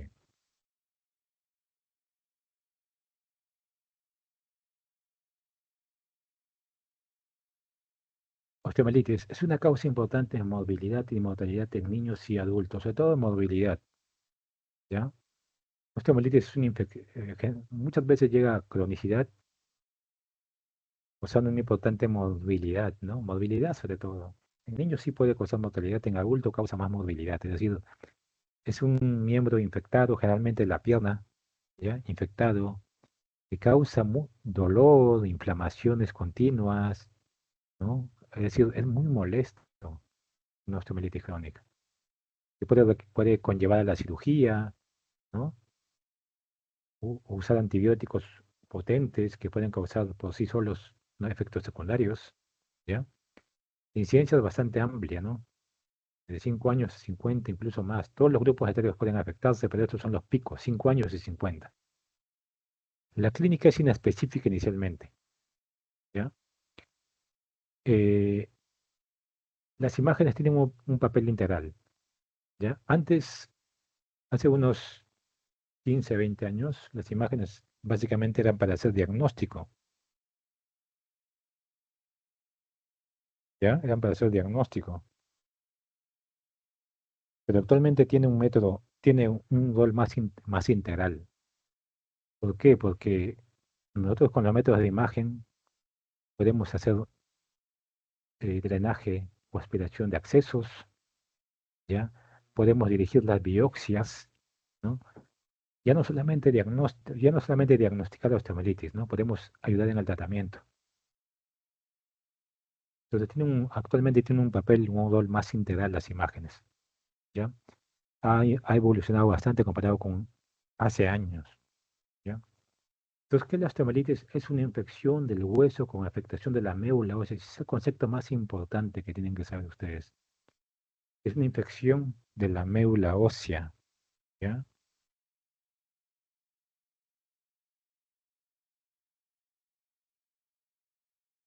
Para osteomelitis, para osteomelitis tenemos que diferenciar primero, ¿ya? Entre otras entidades. osteoitis o periostitis, ¿ya? Tengo que diferenciar estas, ¿ya? La osteoitis es una infección de la cortical ósea. La periostitis es una infección del periostio, ¿ya? Miren aquí, entonces, miren este esquema, ¿no? Una infección de dónde? La médula ósea. Si afectara la cortical sería una periostitis. Si afectara el periostio sería una periostitis. Entonces es importante diferenciar, ¿ya? Muchas veces, ¿no? Piensan que es osteomelitis, pero es una periostitis. O piensan que es una osteomelitis y es una osteoitis.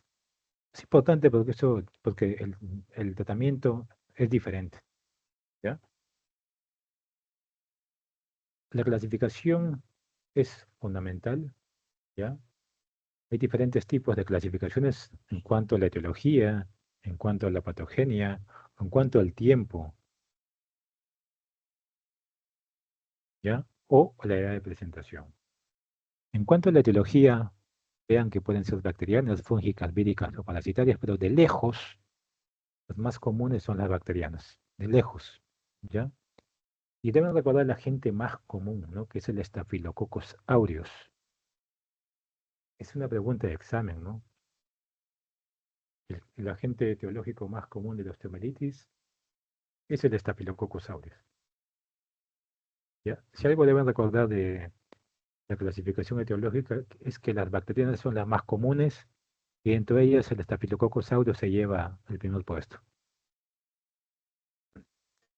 Dentro de la clasificación patogénica, si bien tenemos por diseminación hematógena, por diseminación por contigüidad o por implantación directa. Esta es por implantación directa, por ejemplo, ¿no? Cuando hay una fractura expuesta, ¿no? Donde, por ejemplo, alguien se puede clavar con un metal, ¿no? Eso es implantación directa, ¿ya? De ahí la más común es la diseminación hematógena, ¿ya? La diseminación hematógena es la más común, ¿no? Es la más frecuente. Se produce por una bacteriemia secundaria a un foco infeccioso primario localizado en otro órgano. Por ejemplo, y eso se ve mucho más en el niño, en los pacientes pediátricos, ¿no?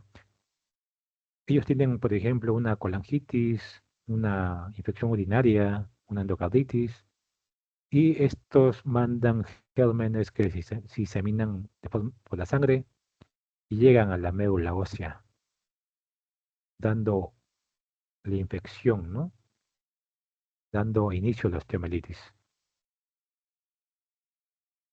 Entonces, el método, en cuanto a la diseminación hematógena, es la propagación más común, sobre todo en niños, ¿ya? En cuanto a la clasificación cronológica, ¿ya? Tenemos una aguda, subaguda y crónica, ¿ya? La aguda es más frecuente entre 3 y 5 años. De forma característica afecta a las metáfisis de huesos largos, ¿ya? Ahí lo que se produce, ¿no? En la aguda es que hay una invasión del espacio intersticial perivascular, va a haber una hiperemia, va a haber un edema infiltrado celular inflamatorio de la médula ósea, o sea, el infiltrado inflamatorio que vemos, ¿no? Que se produce cualquier tejido, en este caso se va a producir en la médula ósea. Va a haber un aumento de la presión intramedular, por eso ahí empieza a oler un compromiso vascular, y al haber un compromiso vascular, el hueso se va a necrosar. Va a haber una necrosis ósea y formación de abscesos intraóseos, ¿no? Esa es la fisiopatogenia que se da, la etiopatogenia que se da en la osteomelitis aguda, ¿no? Cómo va comprometiéndose. Y eso se disemina a través de los canales de Haber y de Bolman a la cortical ósea, y de la cortical ósea pasan al espacio subperióstico formando accesos subperiósticos y diseminándose a los tejidos blandos. Miren, una infección que, como les he dicho, es medular, va a llegar al tejido blando de esta manera. Vean la importancia de la diseminación a través de los canales de Haber y Bolman, la cortical ósea, para ir del periósteo a los tejidos blandos, ¿no? Esto es importante porque esa es la ruta de cómo la osteomelitis llega y compromete las diferentes estructuras, ¿ya? ¿Cómo es que llega de la médula ósea al tejido blando? ¿Ya? El diagnóstico básicamente se hace con cultivos positivos, con un cuadro clínico consistente, ¿no? Ahí está todo el cuadro clínico que ustedes ya deben haber visto en otros cursos, ¿no? El dolor, calor, rubor, toda la inflamación, cuadro inflamatorio y los hallazgos de imagen, obviamente. La osteomielitis subaguda es básicamente se produce por una infección por un microorganismo poco virulento, pero ha habido un tratamiento inadecuado o una alta resistencia al huésped a la infección, ¿ya? De osteomielitis subaguda lo que quiero que recuerden es que la forma clásica y la que se pregunta en múltiples exámenes es el acceso de Brody, ¿ya? ¿Y qué es el acceso de Brody? Es un área central de supuración y necrosis que se delimita por tejido de granulación y un anillo más externo de tejido fibrótico y esclerosis. Lo vamos a ver en unas imágenes en un momento, ¿ya? Pero quiero que recuerden, ¿no? La forma de osteomelitis sutaguda es el acceso de Brody. Y eso quiero que lo recuerden, ¿ok? ¿Dónde se localiza? Se localiza en metáfisis, en las metáfisis. Las metáfisis son zonas altamente vascularizadas, sobre todo recuerden quién tiene metáfisis con alta vascularización, los pacientes niños, antes de 18 años, 16 y 18 años antes que se cierren las fichas de crecimiento. Ya hay presentes extensiones digitiformes hacia el hueso adyacente o a la placa fasciaria, fenómeno conocido como tunelación. ¿Ya? En la crónica, una osteomelitis crónica básicamente es aquel que se da luego de más de un mes de tratamiento inadecuado o el paciente es un paciente inmunocomprometido o que contiene inmunodepresión. Ahí se produce en la osteomelitis crónica necrosis ósea, destrucción trabecular, formación de accesos intraóseos que pueden contener secuestro, y este concepto de secuestro es importante, que es un fragmento óseo necrótico separado del hueso sano, separado por un tejido de granulación, ¿ya? Es habitual la neoformación de hueso subperióstico y alrededor del secuestro, conocido como involucro. Estos conceptos de secuestro de involucro, lo vamos a ver en un momento porque son importantes saberlos y manejarlos. Miren la patogenia, cómo comienza. ¿Cómo comienza? Llega por bacteriemia, los gérmenes se proponen en esta zona de fisis de crecimiento. Miren que es altamente vascularizada la fisis, la zona de la metáfisis, alta vascularización. Ahí se detienen los gérmenes, ¿ya? Vean que es una infección medular, cómo se va propagando por los canales, por los poros de Congreve, por los canales de Bolman, vean, se van diseminando. Miren aquí cómo ahí se aísla un pedazo de hueso. Ese hueso aislado protegido necrótico se llama secuestro. Es decir, se llama secuestro porque es un hueso aquí como secuestrado, ¿no? Aislado del hueso sano. Esta infección progresa, rompe, atraviesa la cortical, como hemos visto por los canales de Goldman, ¿no? Llega al periósteo, llega al tejido blando y puede irse incluso puede extravasar por la piel. Vean cómo una infección medular, cómo se extravasó, cómo llegó a las partes blandas, cómo puede ir incluso a la superficie de la piel, ¿ya? Las vías de contaminación, como hemos visto, en el caso de los niños es hematógena básicamente, ¿ya? Las zonas comprometidas son los huesos tubulares, ¿ya? Y en el adulto, básicamente se produce por contigüidad, por contaminación directa o infección postoperatoria. En ellos difiere, ¿ya? En ellos ya no es tanto el hueso tubular, sino el esqueleto axial, ¿ya? Creo que vean este esquema que retrata bastante bien cómo es la distribución. En el niño son zonas de metáfisis, húmero proximal, fémur proximal, fémur distal, tibia proximal. Son zonas de metáfisis, vean. En el adulto es diferente. En el adulto es esqueleto axial, puede ser columna, miren aquí, columna lumbar, puede ser aquí diáfisis femoral, o sobre todo en el pie, o los pacientes diabéticos. El pie diabético, pacientes con infección de pies, úlceras u otro tipo, crean infecciones por contigüidad causando osteomelitis, ¿ya? Entonces vean que la distribución es diferente, tanto en el niño como en el adulto. Difieren. Entonces, eso es importante saberlo porque eso va orientado, nos va a orientar a nosotros el diagnóstico. Presentación clínica, ¿no? Tanto la aguda, subaguda y crónica pueden superponerse en un momento, ¿ya? En un momento vimos los tres tipos, pero se pueden superponer, ¿ya? Es otro esquema, ¿no? Para ver, ¿no? Cómo el agudo, como habíamos visto, ¿no? El agudo, cómo se produce, ¿no? Cómo se produce de la medular hasta que rompe cortical, afectación superióstica, ¿no? Esa es la parte aguda. La parte subaguda se superpone entre la subaguda y crónica. Vean que la crónica, generalmente cuando se llega a crónica, ¿no? Cuando un paciente tenía osteomelitis, pero no se hizo un buen diagnóstico o no se dio un tratamiento adecuado. O es que el paciente tiene una condición que hace que no responda bien al tratamiento. Por ejemplo, un diabético, un paciente nefrópata, ya un paciente que tiene alguna enfermedad, por ejemplo, tumoral, un cáncer, que tiene una infección. Es un paciente que tiene u otro paciente que tiene una comorbilidad, ¿no? Entonces hace que estos pacientes lleguen a la cronicidad, lleguen a la osteomelitis crónica. En la osteomelitis crónica se producen estos hallazgos, ¿no? Ya rompe cortical, hay secuestro óseo, ¿no? ¿Ven? Este secuestro, ¿no? Hay involucro es la esclerosis que se produce alrededor del secuestro. Es involucro, ¿ya?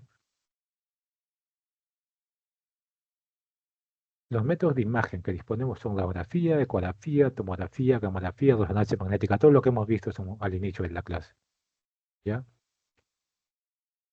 Los métodos de imagen más útiles para evaluar estos, ¿no? Para evaluar para el diagnóstico precoz de osteomelitis es resonancia magnética y gamografía. Resonancia magnética se alza como el método más sensibilidad y especificidad para hacer el diagnóstico. Como dije, no, si alguien les pregunta cuál es el método más sensible y específico para diagnosticar osteomelitis, es la resonancia magnética. Y si no está como alternativa a resonancia magnética, gamografía. La radiografía se puede usar, sí, pero es una técnica diagnóstica inicial. Como hemos dicho al inicio, se utiliza la radiografía, pero no es sensible ni específica, ¿ya? Porque, porque para que se vea la osteomelitis, recuerden, la osteomelitis es una lesión medular, ¿ya? Es una lesión de la médula ósea. Y la radiografía no es para ver médula ósea, es para ver cortical ósea. La tomografía también es para ver cortical ósea. Entonces no me ve bien la médula, ni la radiografía ni la tomografía. Entonces, ¿cuándo la radiografía va a ver la osteomelitis? Cuando rompa la cortical. Y cuando rompa la cortical ya ha pasado 10, 20 días, o sea, casi 2, 3 semanas. Entonces va a ser un diagnóstico tardío. Entonces la radiografía no es útil para un diagnóstico temprano. La ecografía no la usamos para diagnóstico, sino lo utilizamos como una técnica complementaria, sobre todo en neonatos, ¿no? O cuando hay colecciones o accesos en tejidos blandos y queremos detenerlo. O queremos ver qué agente causal para dar un tratamiento antibiótico específico. La tomografía es eficaz para valorar la cortical ósea, ¿no? Recuerden que en osteomelitis puede haber perforaciones, ruptura de cortical. Pueden haber para detectar trayectos fistulosos también, para ver los secuestros, ¿no? Recuerden el concepto de secuestro, como lo he mencionado, es un hueso, es un tejido óseo que se encuentra aislado el tejido sano o el hueso principal por tejido de granulación. Permite detectar cuerpo extraño, gas intramedular. El gas intramedular, sobre todo, la tomografía la ve bastante bien. Intramedular o en tejido blando. La resonancia magnética tiene una sensibilidad del 88 a 100% y de una especificidad del 75 a 100%, vean, es alta. La resonancia magnética me da un mapa anatómico preciso de la distribución de la infección, ¿no? Es decir, me dice dónde está, epífisis, metáfisis, diáfisis. Está como metiendo toda la epífisis, toda la pierna. O sea, es bastante preciso en indicarme la distribución, ¿ya? Me evalúa bastante bien la extensión de la afectación de la médula ósea, así como de los tejidos blandos adyacentes. Me detecta accesos y secuestros, ¿ya? Pues aquí hay unos términos claves que les he mencionado, ¿no? Que tienen que recordar, léanlo. Secuestro sobre todo, ¿ya? El secuestro, como le dije, es un fragmento separado del hueso principal, ¿ya? Osteomelitis aguda lo vemos básicamente en neonatos, en pacientes pediátricos, ¿ya? Niños entre los 3 y 15 años. Se considera básicamente una enfermedad infantil, ¿ya? Debuta de forma súbita con fiebre, dolor local, eritema, impotencia funcional. Es un cuadro clínico inespecífico. Para la osteomelitis en pacientes pediátricos es importante los métodos de imagen, ¿no? Porque la clínica es inespecífica. Los cultivos muchas veces salen negativos, mejor dicho, la mayor parte de veces salen negativos. Por eso es que tiene que haber una combinación entre clínica, cultivos e imagen para hacer un diagnóstico adecuado de osteomelitis. En osteomelitis aguda, la radiografía simple tiene una baja sensibilidad y especificidad, porque se ve normal en las primeras 2 semanas. El edema de la médula ósea no es visible con la radiografía, ¿ya? Entonces, miren aquí. Apenas estoy viendo reacción perióstica, la cortical se ve indegne, pero miren con la resonancia magnética, ya estoy viendo que hay un compromiso de la médula ósea, estoy viendo que hay colecciones y ya estoy viendo que hay una ruptura cortical. Estoy viendo que hay extensos cambios inflamatorios adyacentes. Entonces, vean la diferencia, ¿no? Mientras que la resonancia magnética ya he visto una enfermedad avanzada, la tomografía apenas está viendo reacción perióstica. Miren, en radiografía estoy viendo una lesión lítica en la metáfisis del fémur distal, mientras que en la resonancia magnética estoy viendo edema, estoy viendo una lesión focal aquí, compatible con acceso a flemón, edema medular, reacción perióstica, ¿no? Es decir, muchos cambios, ¿no? Mientras que en la radiografía apenas estoy viendo una lesión lítica. Saber la diferencia, ¿no? La radiografía, por ende, es un método que no es muy útil para detectar osteomelitis en etapas tempranas. La resonancia magnética es el método de elección, es el método más importante que tenemos para hacer el diagnóstico de osteomelitis, ¿ya? Es el método más completo, me permite ver el edema de la médula ósea que se produce el primer día, de 1 o 2 días de infección, ya veo la médula ósea, ¿no? Por ende, puedo hacer un diagnóstico específico, diagnóstico preciso, precoz, temprano de la osteomelitis. Estoy viendo aquí, miren, esta es la pierna normal, miren cómo está la médula ósea, cómo debería ser la médula ósea, la cortical y tejido blando, pero miren aquí cómo está la médula ósea de alta señal, ¿no? Significa que acá hay una infección de médula ósea, miren la cortical, hay una ruptura cortical pequeña bastante aquí, hay compromiso de partes blandas adyacentes, ¿no? En una osteomelitis subaguda, les dije que la lesión típica es el acceso de Brody, ¿no? El acceso de Brody tiene esta configuración, ¿no? Tiene varias zonas, ¿no? Tiene un centro necrótico, tiene una zona de penumbra periférica, tiene un anillo esclerótico hipointenso y tiene un halo periférico, el edema, ¿no? Todo esto se llama tunelación, ¿no? Ese es el acceso a Brody, ¿no? Ese es el acceso a Brody, vean, miren. Centro necrótico, una zona de penumbra, un halo esclerótico, este negrito que está aquí, y lo que está afuera es el edema, ¿no? Todo eso se llama tunelación, ¿no? Eso es osteomelitis subaguda. Y finalmente, osteomelitis crónica, como le vemos en imagen. Quiero que recuerden esta imagen. Miren, todo es el hueso principal y este hueso que está separado del hueso principal por un tejido de granulación se llama secuestro. Se dice secuestro porque está secuestrado el hueso principal, ¿no? Y en la periferia de este secuestro se produce un hueso nuevo, un hueso esclerótico llamado involucro. Ya dos conceptos fundamentales que tienen que recordar. Entonces, el secuestro involucro se ve en osteomelitis crónica. Ya no se ve en osteomelitis aguda ni sutaguda. ¿Ok? Miren esta imagen fotográfica. Este es el secuestro. Esa zona esclerótica. Está separado por una revolucencia. La tomografía es más precisa para ver. Este hueso que está aislado aquí es el secuestro y esta esclerosis periférica es el de involucro, ¿no? Entonces, el secuestro es una lesión esclerótica con borde lúcido, mientras que el involucro es un hueso engrosado esclerótico que rodea al secuestro. Esto de aquí. ¿Ya? Entonces, la tomografía ve mucho mejor. Hay veces pedimos la tomografía en osteomelitis crónica para ver mejor el secuestro de involucro. Entonces, finalmente, ¿cómo hacemos el diagnóstico de una osteomelitis? ¿No? Esto es lo que vemos a diario en la emergencia o pacientes crónicos, ¿no? Si hay una sospecha de osteomelitis con la clínica, un paciente con un dolor Por ejemplo, en la pierna, es una pierna flogótica, eritematosa, ¿no? Con signos claros de flogosis, se sospecha osteomelitis, ¿no? Las imágenes radiográficas primero tienen que excluir radiografías, ¿no? Otros cambios óseos, ¿ya? Como una tumoración, por ejemplo, ¿no? O sea, la radiografía inicialmente, lo que sí me puede servir la radiografía en osteomelitis es para descartar otras causas, una tumoración, una fractura, ¿no? U otro tipo de lesión, para ver una lesión en línea de base, o así en su etapa basal. Lo que sigue a eso, si ya descarté que no hay una tumoración, una fractura, es ver si la resonancia magnética, o sea, vean, lo primero que pido es resonancia magnética. La radiografía solamente lo pedí para excluir otras causas. ¿Está contraindicado? Si no está contraindicado, la resonancia magnética basta por sí sola para hacer el diagnóstico precoz de osteomelitis.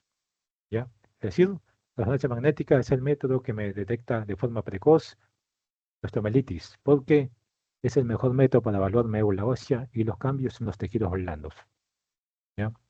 Si está contraindicado por alguna razón resonancia magnética o no hay, la resonancia magnética no tiene muchas contraindicaciones, ¿no? Básicamente, ¿no? Que el paciente tenga un marcapaso o otro tipo de metal, ¿ya?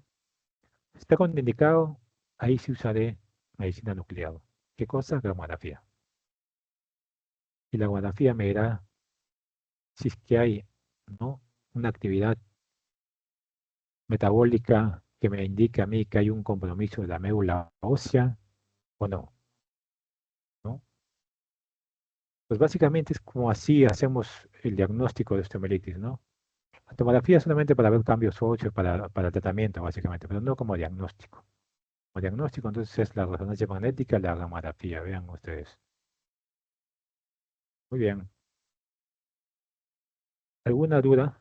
¿Alguna pregunta que tengan de los temas que hemos visto? Métodos de imagen, tumores, infecciones, osteomelitis. ¿Tienen alguna duda? La pueden hacer con toda confianza. Al parecer no, doctor. Ok, muy bien. Cuídense, que tengan buenas tardes. Estamos viendo. Buenas tardes, doctor. Muchas gracias.